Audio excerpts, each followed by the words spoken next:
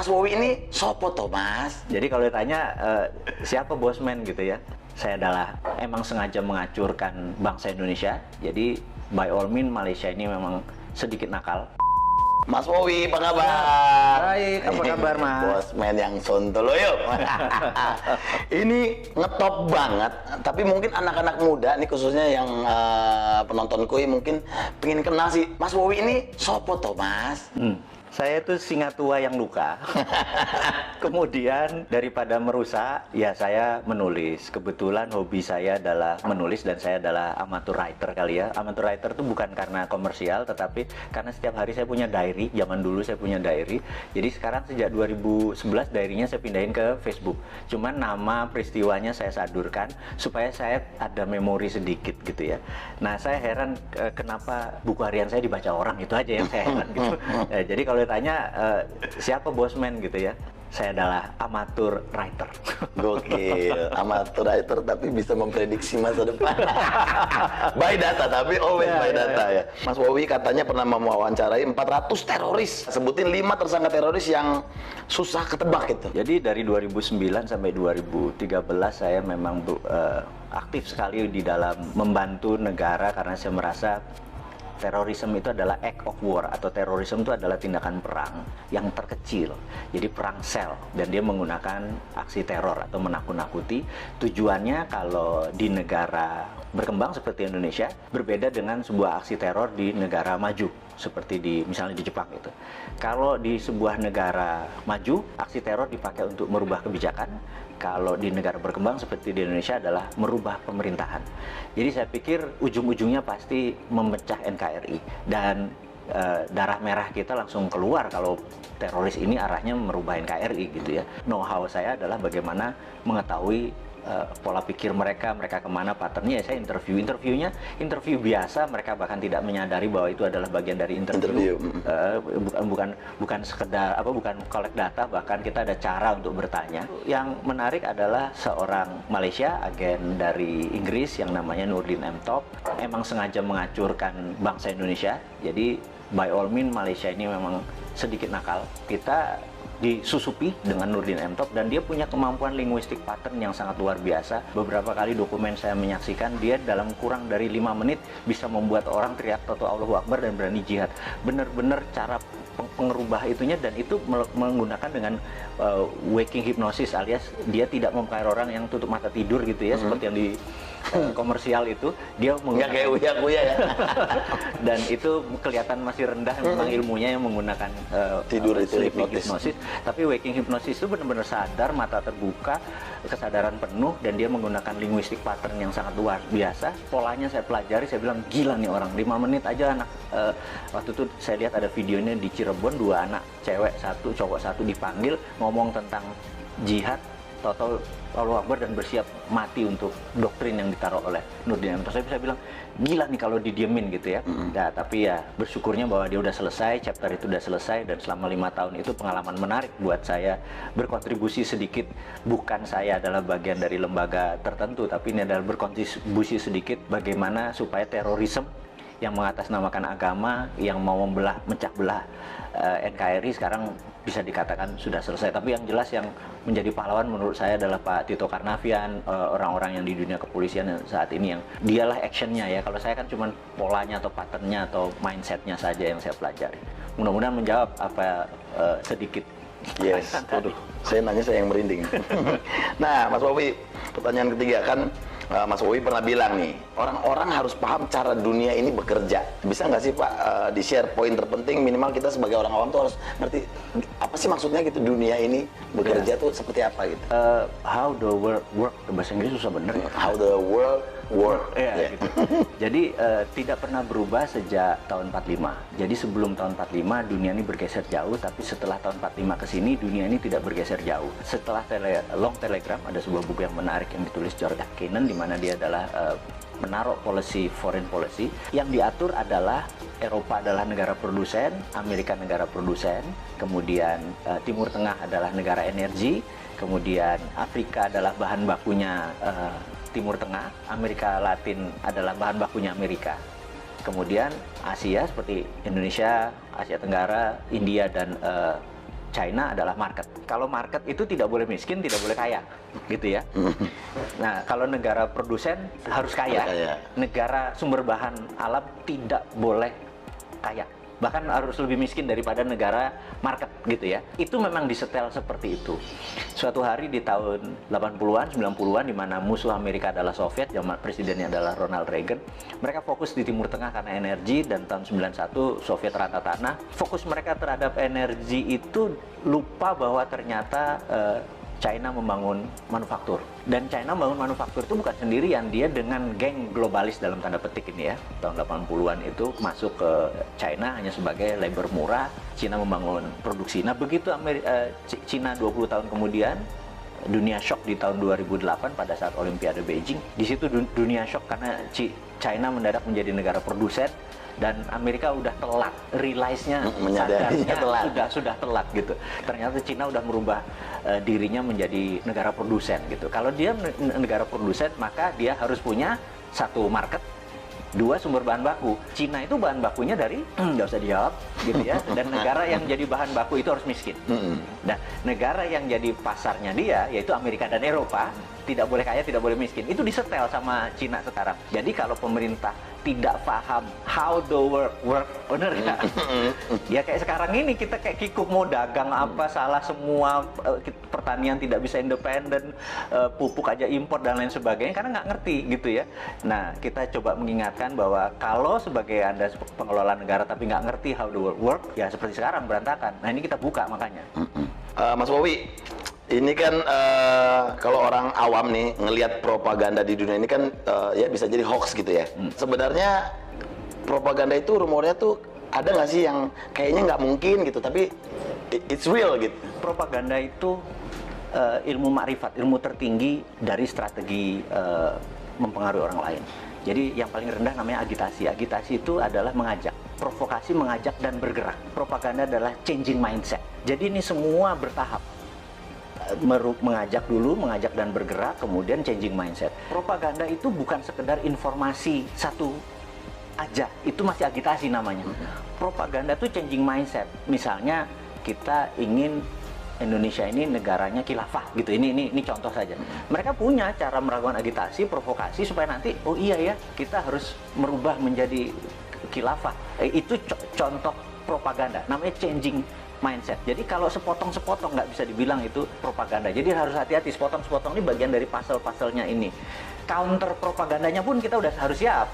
Gitu, ada counter propaganda. Oh, ini bagian dari propaganda, bagian dari agitasi, bagian dari provokasi, bagian dari kita harus ada counternya. Saat ini dunia intelijen harusnya punya divisi itu. Mudah-mudahan sadar. Karena sadar itu dalam artian karena ilmu ini bergeser terus, ilmu komunikasi massa ini bergeser terus. Dulu adalah menggunakan koran, dulu menggunakan TV, dulu menggunakan radio, sekarang menggunakan apapun. Jadi sekarang ini perangnya bukan battle ground, bukan perang ground, tapi battle space. Nah, kemampuan battle space kita ini, perang di udara tadi, bukan satelitnya, bukan sekedar internetnya, bukan sekedar sosmednya, tapi kontennya ini benar-benar tidak sesederhana yang seperti kita bayangkan. Nah, di sana dokter-dokter semua, iya kan, bukannya seseorang yang ilmu pengetahuan psikologinya nggak mateng gitu. Jadi saya pikir banyak yang harus kita pelajari. Jadi sekali lagi anak-anak muda yang di bawah 40 tahun yang saya bilang nanti 4 tahun lagi berkuasa itu kesempatan Anda belajar. Karena yang tua-tua nggak mungkin belajar kan? Terlambat. Kalau sekarang yang lagi Mas Wowi dalemin, khususnya di Indonesia ini lagi ada propaganda apa sih? Saat ini yang saya lihat kita terjadi pelemahan di dalam memahami namanya sovereignty atau kedaulatan. Ekonomi kita tidak berdaulat, finance kita tidak berdaulat, bahkan sumber daya alam kita tidak berdaulat. Bisa diambil contoh gini, kita udah dikadali sama Freeport. Dikadali Freeport tuh gini, Grasberg itu adalah tambang tembaga. Kita cuma dapat koper konsentrat. Setelah diproses jadi konsentrat, dikirim anoda slime, dikirim tadi, dan kita tidak mendapatkan benefit koper konsentrat. Apa itu benefit? Begitu dia masuk ke smelter, maka outputnya adalah gold, 100 ton per tahun, platinum 50 ton, dan ada uranium dari rare earth. Kita tidak mendapatkan benefit tersebut. Jadi kita cuma dibayar pajaknya hanya koper, tembaga gitu ya. Oke, kebodohan 40 tahun, udahlah biar dulu mbah-mbah yang kita mungkin udah dapat benefit ya wes, kita kan orang Jawa dididik mikul dhuwur mendem jero ya. Ya sudah, kita mikul dhuwur, oke gitu. Tapi kalau sekarang lupanya ada undang-undang yang nikel. Jadi nikelnya 25%. Ini lucu. Begitu dia tambang, nikelnya 25%, nggak boleh 40. Karena kalau maksudnya kemurnian nikelnya ya 25. Yang kita harusnya adalah kemurnian nikelnya 99,9. Tapi kalau 99,9 maka banyak yang dibuang. Dia nggak mau, dia maunya 25% aja. Kenapa? Karena 25% itu ada dua benda yang dia incer. Satu feronya, dua litiumnya. Jadi waktu dibayar hanya dibayar nikelnya saja. Litiumnya sama feronikelnya sama nikel lateritnya itu gratis. Nah, kemudian isu terakhir adalah tin atau timah yang katanya mau digitukan sama. Tapi sama Cina apa yang dilakukan? Kadar tinnya harus 25% karena di 75% itu masih ada yang namanya thorium, masih ada yang namanya osmium buat laras senjata. Dan kita cuma dibayar tin timahnya doang gitu ya. Nah, kok masih goblok sih gitu ya, cuman kita ngingetin aja gitu. Yang mbok sekarang sudah sekian lama, ya kalau mau dibayar namanya konten dari mineral tadi yang dibayar. Litiumnya berapa, osmiumnya berapa, thoriumnya berapa, rare earth-nya. Jangan cuma dibayar pokoknya dan nilainya paling murah. Jadi koper tuh paling murah, nikel tuh paling murah, timah juga paling murah, stanum ya bahasa kimianya, SN biar pada inget ini. Pasti pada lupa pelajaran SMA dulu ya, waktu SMA dulu kalau fisika tuh saya inget ada hari libur nanti kita rebus kubis Prancis HEL gitu ya, pada lupa kan pasti kan gitu ya. Nah kita sekedar ngingetin bahwa pelajaran itu penting karena biar nggak dibodoh-bodohin. Biar nggak dibodoh-bodohin. Yang kedua adalah kenapa Indonesia tadi yang jadi marketnya Cina tadi, karena Tuhan itu sudah baik banget sama bangsa Indonesia aja yang terlalu terpesona dengan bangsa lain. Saya selalu berkali-kali cerita, bayangin ini ada bola dari plastik, transparan, kemudian bola itu kita kasih glitter, bola itu diputer. Glitter itu akan ada di lingkaran tadi. Dunia ini yang sudah miliar tahun muter itu mineralnya ada di sabuknya. Karena itu Nusantara dengan hampir sekian panjang wilayah itu menghasilkan seluruh mineral itu. Jadi 130 unsur mineral yang ada di tabel periodik itu ada semua di Indonesia. Dari mulai rare earth, tanah jarang, segala macam. Dan ini adalah hanya ada di Indonesia loh, gitu. Kenapa kita masih terpesona sama bangsa lain? Ini aja digarap. Kalau kita mau berdaulat, kita buat aja namanya metal road gitu atau mineral road gitu ya. Dulu kan ada spice road misalnya gitu, jalan rempah ya, kita jalan mineral karena kita the only country yang punya itu semua di dunia ini. Itu yang membuat generasi nanti ya, yang 4 tahun lagi berkuasa tadi, ambil itunya Jo, gitu ya. Jangan lu pikirin yang tua-tua ini. Iya. Nah, Mas Bobi, coba Mas Bobi, ada nggak konspirasi yang paling serem dan berhasil sepanjang sejarah? Menurut saya adalah diambilnya emas Indonesia sebelum Pak Karno dikudeta, dan itu gerakannya cantik sekali sehingga depository emas kita lepas hampir 1000 ton gitu ya. Cakep sekali skenarionya dan itu bisa dibuktikan one of the best. Nah, ini kita ngomongin yang anget-anget nih. Kemarin nih kayaknya Pak Bos lagi marah-marah sama menterinya nih ya kan.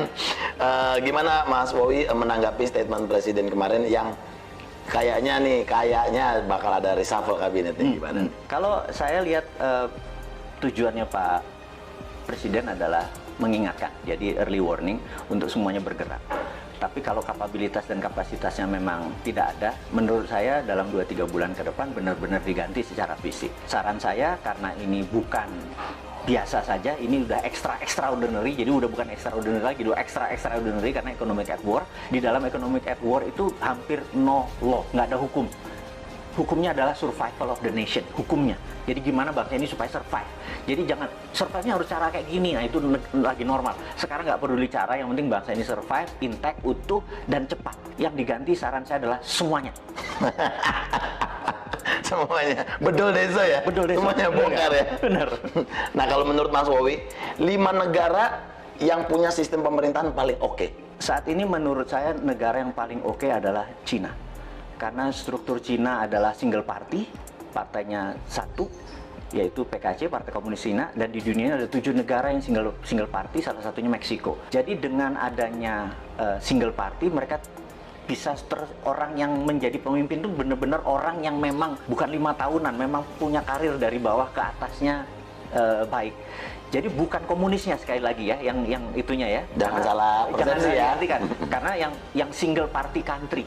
Jadi saya berharap suatu hari Indonesia akan mengadopsi itu, revolusi lagi, bener nggak? Sekarang kebanyakan ya. Sekarang terlalu banyak gitu ya. Karena 2-3 pun akan terus seperti Amerika. Tapi seperti Meksiko kita tahu dia single party country. Itu saya usulkan one of the best solusi adalah single party country, di mana mereka mau yang menjadi abdi negara, mau jadi public servant, memang berkarir dari bawah gitu ya. Dan jadi antara country dengan party atau partai menjadi satu. Itu tadi baru Cina tuh. Ya pokoknya yang single party country ya. Kita googling bareng-bareng. Iya. Nah itu, makanya jangan apa-apa lengkap. Nah, ya benar. Teman-teman biar belajar ke Wikipedia, bener nggak? Bener. Nah, pertanyaan terakhir. 5 figur paling cocok sebagai pemimpin Indonesia versi Mas Wowi. Jadi satu yang di 2024 saya harapkan adalah satu muda. Anak-anak muda ya? Iya, muda kalau bisa milenial. Milenial artinya tidak lebih 44 tahun. Yang kedua adalah dia nasionalis, jadi bukan globalis. Ketiga dia harus religius, gitu ya. Terus dia percaya pada pluralisme, perbedaan, dan sangat toleran. Jadi ya, kalau ada di dalam satu figur, dia adalah figur yang paling cocok memimpin negara ini. Mantap. Mas Wowi, thank you banget waktunya, sukses. Pokoknya kita tunggu nanti ocehan-ocehan dari Mr. Bossman, ya kan, yang selalu kontroversi tapi menarik untuk diikuti. Sekali lagi thank you buat waktunya di Kuy Entertainment. Thank you.